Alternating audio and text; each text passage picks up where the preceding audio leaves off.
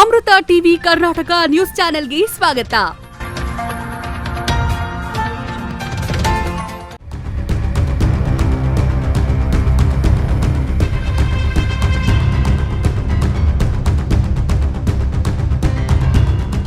ಗುಳೇದಗುಡ್ಡ ತಾಲೂಕು ಮುರಡಿ ಗ್ರಾಮದ register survey number 133/3ರ ಇಟ್ಟಿಗೆ ಬಟ್ಟೆಯ ಮಾಲೀಕರಾದ ಶರಣಪ್ಪ ಬಸಪ್ಪ ತೋಳಮಟ್ಟಿ ಇವರ ಇಟ್ಟಿಗೆ ಬಟ್ಟೆಯಲ್ಲಿ ಬಾಲಕಾರ್ಮಿಕರನ್ನು ಕೆಲಸಕ್ಕೆ ನೇಮಿಸಿಕೊಂಡಿದ್ದು ಹಾಗೂ ಬಾಲಕಾರ್ಮಿಕರ ಜೊತೆಗೆ ಸಮಾನ ವಯಸ್ಕರನ್ನು ಜೀತಕ್ಕೆ ನೇಮಿಸಿಕೊಂಡಿದ್ದು ಕಂಡುಬಂದಿರುತ್ತದೆ. ಕೆಲಸಕ್ಕೆ ನೇಮಿಸಿಕೊಂಡವರಿಗೆ ಸಂಬಳ ನೀಡುವುದರ ಜೊತೆಗೆ ಅವರು ತಮ್ಮ ಊರುಗಳಿಗೆ ಹೋಗದಂತೆ ನಿರ್ಬಂಧ ಹೇರಲಾಗಿದೆ.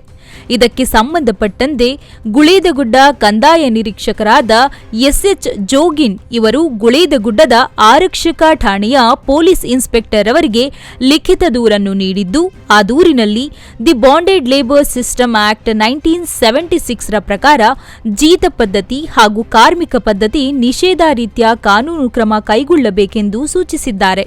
ಜೀತ ಹಾಗೂ ಬಾಲಕಾರ್ಮಿಕರಾಗಿ ಕೆಲಸ ನಿರ್ವಹಿಸುತ್ತಿದ್ದವರು ಒಡಿಶಾ ಮೂಲದವರು ಎಂದು ತಿಳಿದುಬಂದಿದೆ.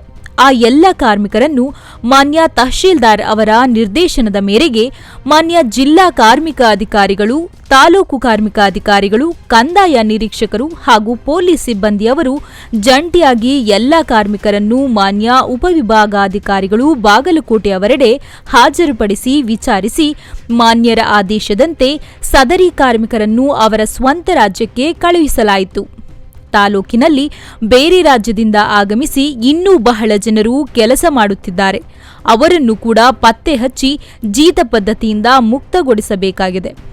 ಜೀತ ಪದ್ಧತಿಯಿಂದ ಹಾಗೂ ಬಾಲಕಾರ್ಮಿಕರನ್ನು ಕೆಲಸದಿಂದ ಮುಕ್ತಗೊಳಿಸಿದ್ದಕ್ಕಾಗಿ ಅಭಿನಂದನೆಗಳನ್ನು ಸಲ್ಲಿಸುವುದು ಒಂದೆಡೆಯಾದರೆ, ಈ ಭಾಗದಲ್ಲಿ ಇನ್ನೂ ಹಲವಾರು ಅಕ್ರಮ ಇಟ್ಟಿಗೆ ಬಟ್ಟೆಗಳು ಇರುವುದಲ್ಲದೆ ಅಲ್ಲಿಯೂ ಕೂಡ ಬೇರೆ ರಾಜ್ಯಗಳಿಂದ ಬಂದಂತಹ ಬಾಲಕಾರ್ಮಿಕರು ಇರಬಹುದು. ಅವುಗಳೆಲ್ಲವನ್ನೂ ಪರಿಶೀಲಿಸಿ ನ್ಯಾಯ ಒದಗಿಸುವುದಲ್ಲದೆ ಈ ಭಾಗದಲ್ಲಿರುವ ಎಲ್ಲ ಅಕ್ರಮ ಇಟ್ಟಿಗೆ ಬಟ್ಟೆಗಳನ್ನು ತೆರವುಗೊಳಿಸಬೇಕೆಂದು ಸಾರ್ವಜನಿಕರ ಮಾತುಗಳು.